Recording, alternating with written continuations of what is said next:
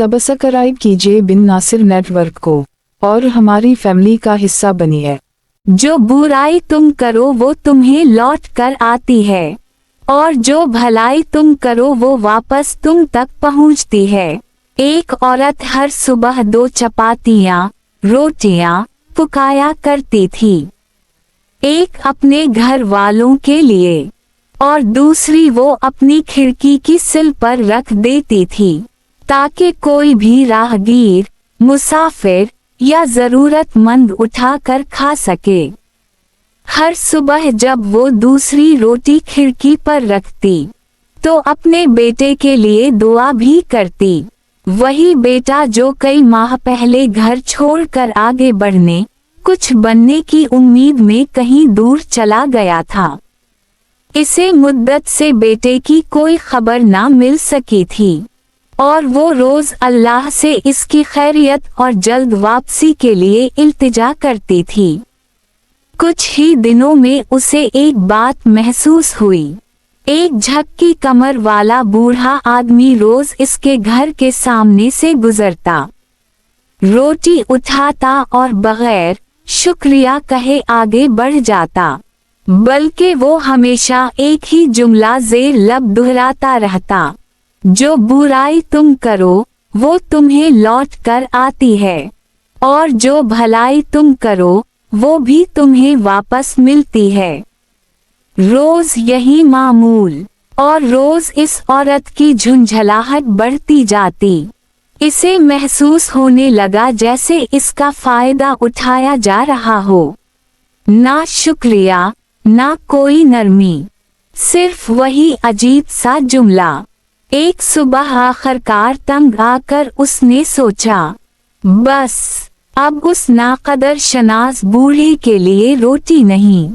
गुस्से में आकर उसने दूसरी रोटी में जहर मिला दिया, मगर जब वो उसे खिड़की पर रखने के लिए उठाने लगी तो उसके हाथ कांपने लगे। वो खुद से बोली, मैं क्या करने जा रही हूँ। गुनाह के शदीद एहसास ने उसे झंझोर दिया।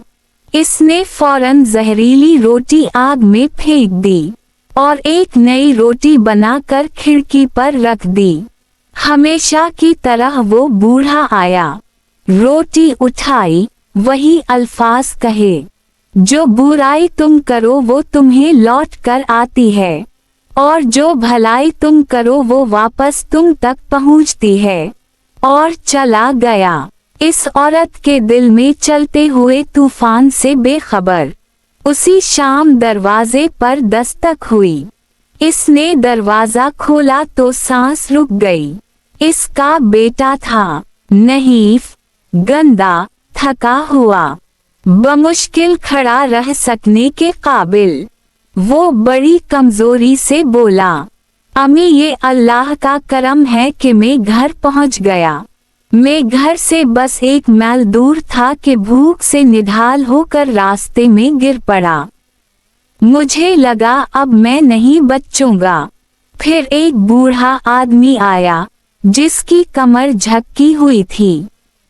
इसने मुझे पूरी 1 रोटी दी और कहा कि ये मेरी आज की वाहिद खुराक है, लेकिन तुम्हें इसकी ज्यादा जरूरत है।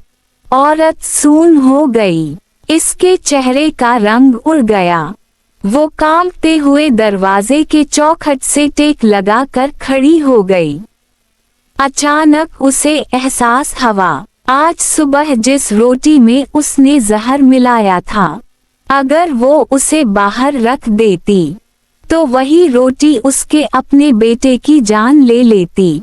और उसी लम्हे बूढ़े आदमी के अल्फाज की हकीकत इस पर खल गई, जो बुराई तुम करो वो तुम्हें लौट कर आती है और जो भलाई तुम करो वो भी लौट कर तुम तक पहुंचती है।